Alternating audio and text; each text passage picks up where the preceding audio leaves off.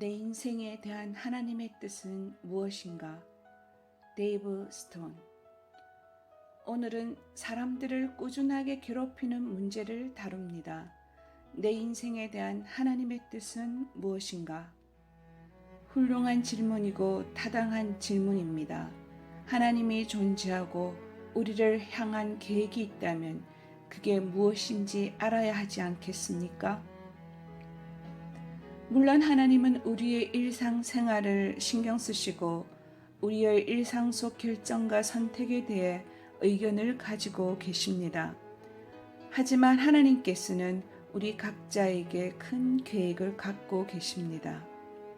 하나님의 뜻을 몰라서 고민한다는 걸 말하기 꺼려하는 사람도 있습니다. 신앙이 약하다고 보일까봐 그런 거죠. 하지만 그것은 솔직하고 정직한 질문입니다.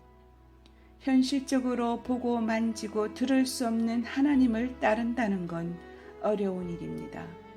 당신의 인생에 대한 하나님의 뜻을 아는 것도 마찬가지입니다.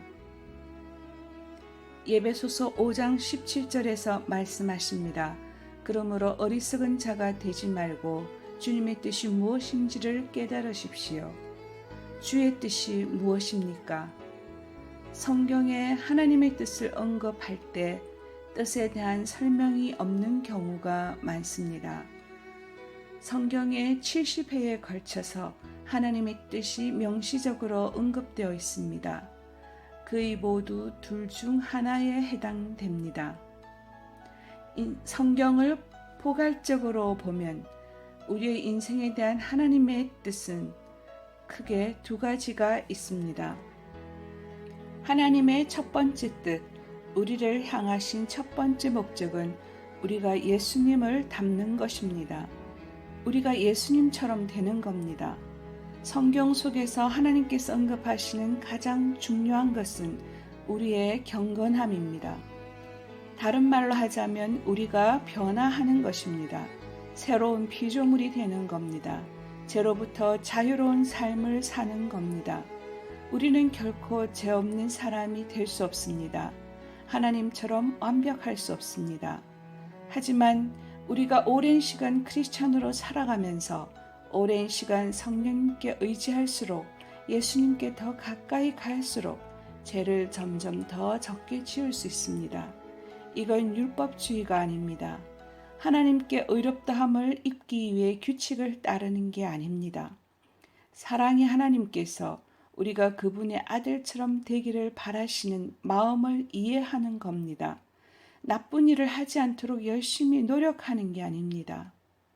히브리서 13장 20, 21절에 하나님께서 우리를 온갖 좋은 일에 어울리게 다듬질해 주셔서 자기의 뜻을 행하게 해주시기를 바란다고 하십니다. 우리가 그렇게 되기를 원하십니다. 그런 일이 일어나기를 원하십니다. 우리가 예수님처럼 되기를 원하십니다. 하나님의 뜻은 우리가 예수님을 닮도록 우리를 보다 선명하게 정죄하고 만들어 나가는 겁니다. 때로는 고통스럽겠지만 항상 그럴 만한 가치가 있습니다. 하나님은 당신을 향한 계획이 있지만 우리는 우리의 계획이 더 좋다고 생각하곤 합니다. 그래서 하나님의 청사진으로부터 벗어나려 합니다. 하지만 우린 그 사실을 믿고 하나님을 신뢰해야 합니다. 아기를 낳은 사람과 이야기해 보셨나요? 첫째를 낳고 들떠서 아기를 방금 낳고 바로 전화를 걸어서 우리 딸 볼래? 우리 아들 볼래? 그래 갈게. 출발해서 병원이 어디 있나 찾아가서 병실에 들어가면 아기랑 엄마랑 아빠와 함께 있습니다. 부모는 너무 기뻐서 아기 한번 안아보라. 그리고 아기를 안고 있으면 부모는 이걸 꼭 묻습니다. 누구 닮은 것 같아? 모든 남자는 속으로 이렇게 생각합니다. 누구처럼 생기긴 갓난아기처럼 생겼네. 태어난 지 하루밖에 안 됐잖아. 그래도 계속 누구 닮았어? 그러면 아빠 닮았다, 엄마를 더 닮았다라고 얘기해 줍니다. 그러다 점차 어떻게 됩니까? 그 집 아이가 자라는 걸 보면 크면 클수록 부모를 닮아가고 18년 후에 졸업을 축하러 가면 친구들과 대화하는 걸 보고 서 있는 모습을 보고 웃는 모습이며 모든 면에서 아빠나 엄마를 쏙 빼닮은 모습을 발견합니다. 왜 그렇죠? 시간이 흐르면서 변화가 일어난 겁니다. 그것이 우리의 바람이고 우리를 향한 하나님의 뜻입니다. 부모는 자녀가 자기를 닮기를 바라듯이 하나님도 우리가 예수님처럼 되는 것을 바라십니다. 그래서 더 진실을 말하고 소망을 나누고 격려해주고 이웃을 사랑하는 사람이 되기 원하시는 겁니다. 두 번째 하나님의 뜻은 우리가 예수님과 함께 있는 것입니다. 우리의 최종적인 목적이죠.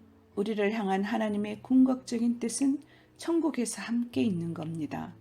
지금 어떤 상황에 있든지 얼마나 더 어려워지든 어떤 선택을 하든 간에 지난날 얼마나 여러 번 하나님의 뜻으로부터 멀어졌든 그 무엇보다 하나님은 당신과 함께 하기를 원하십니다. 영원토록. 하나님의 계획은 계속해서 잃어버린 사람을 찾아서 구원하는 것입니다. 하나님의 뜻은 우리가 예수님과 더 닮아가서 우리도 다른 사람에게 예수님을 알리는 것입니다. 하나님의 뜻의 가장 중요한 핵심은 당신을 향한 깊은 사랑입니다. 우주의 하나님의 궁극적인 목적은 당신과 함께하는 것입니다.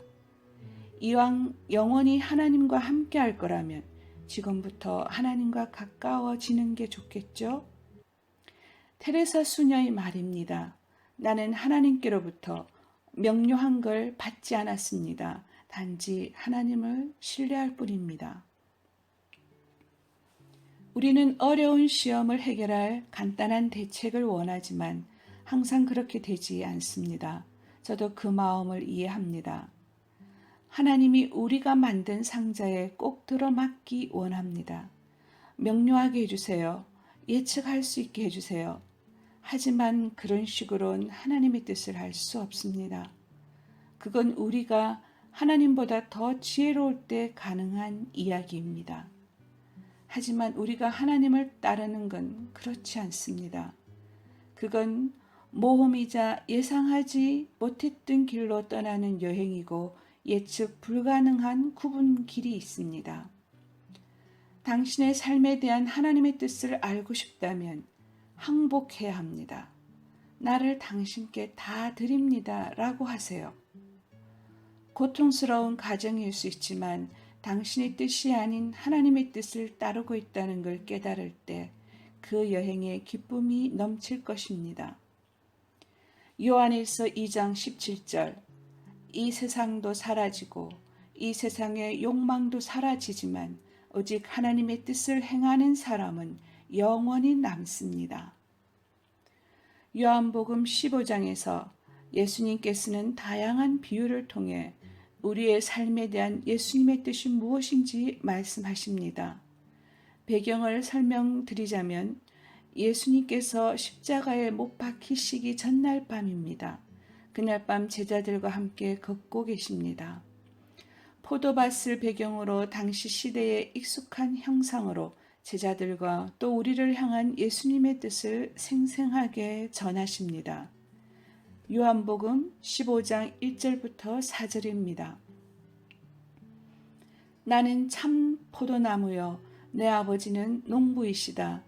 내게 붙어 있으면서도 열매를 맺지 못하는 가지는 아버지께서 다 잘라버리시고 열매를 맺는 가지는 더 많은 열매를 맺게 하시려고 손질하신다. 너희는 내가 너희에게 말한 그 말로 말미암아 이미 깨끗하게 되었다. 내 안에 머물러 있어라. 그리하면 나도 너희 안에 머물러 있겠다. 가지가 포도나무에 붙어 있지 아니하면 스스로 열매를 맺을 수 없는 것과 같이 너희도 내 안에 머물러 있지 아니하면 열매를 맺을 수 없다. 이어서 말씀하시는데 예수님께서는 고장난 축음기처럼 11절에 이르기까지 11번에 걸쳐서 그하라 하십니다. 내 안에 거하라. 내 안에 거주하라. 몇 년 전에 카일 목사님이 설교 중에 하나님과 우리가 가상으로 대화하는 장면을 묘사했습니다. 이렇게 진행됩니다. 하나님께서 질문하십니다. 내가 진심으로 내 삶에 대한 나의 뜻을 알고 싶으냐? 네, 뭐죠? 그게 무엇인가요? 내 안에 거하라. 대학은요? 전공은요? 거하라. 졸업 후에는 어떤 진로를 선택해야 하나요? 거하라. 데이트와 결혼 문제는 어떡하나요? 지금 결정해야 합니다. 저 사람과 계속 사귀어야 하나요? 이 사람과 결혼해야 하나요? 맞다면 언제 해야 하죠? 아니라면 누구랑 해야 합니까? 어떻게 알죠? 내 안에 거하라. 재정 문제는 어떻게 합니까? 집을 살까요? 월세로 살까요? 팔아야 하나요? 투자해야 하나요? 거하라. 여러분은 이 대화가 만족스럽지 않다는 걸 잘 압니다. 우리가 살면서 궁금해하고 진짜로 묻고 싶은 질문이죠. 우리가 예수님께 이런 질문을 한다면 제 생각에 예수님께서 하실 말씀, 우리가 들었으면 하는 말씀이 이거라고 생각합니다. 거하라, 머물러 있어라, 안에 있어라, 곁으로 와라, 함께 시간을 보내자, 붙어 있어라, 내 안에 거주하라. 여러분도 저와 같다면 그보다 더 명확한 걸 원할 겁니다. 우리는 하나님으로부터 명확한 지시를 바랍니다. 하지만 하나님은 당신으로부터 더 바라시는 게 없습니다. 하나님은 당신을 더욱 원하십니다. 그게 하나님의 부탁이고 하나님의 희망이고 하나님의 갈망이며 하나님의 뜻입니다. 아멘.